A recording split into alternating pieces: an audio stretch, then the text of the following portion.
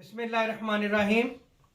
साहिब निसाब पर हर साल कुर्बानी करना वाजिब है, और जिसको अल्लाह तबारक व तआला ने माल अता किया है, अगर वो अपने फौज शुदगान की तरफ से कुर्बानी करता है तो ये उसका अमल जायज़ है। वो अपने फौज शुदगान की तरफ से कुर्बानी दे सकता है, जैसा कि सुनन अबू दाऊद की रिवायत में आता है। हजूर ताजदार कायनात अलैहिस्सलाम जब कुर्बानी देते तो ये दुआ फरमाया करते, ए अल्लाह, ये तेरे लिए है, इसे मोहम्मद सल्लल्लाहु अलैहि वसल्लम और उम्मत मोहम्मद सल्लल्लाहु अलैहि वसल्लम की तरफ से कबूल फरमा।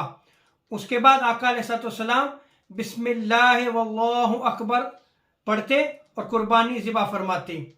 इसी तरह दूसरी रिवायत में आता है, हजूर ताजदार कायनात सल्लल्लाहु अलैहि वसल्लम कुर्बानी के वक्त ये दुआ फरमाया करते, ए अल्लाह, मोहम्मद, आले मोहम्मद और उम्मत की तरफ से इसको कबूल फरमा।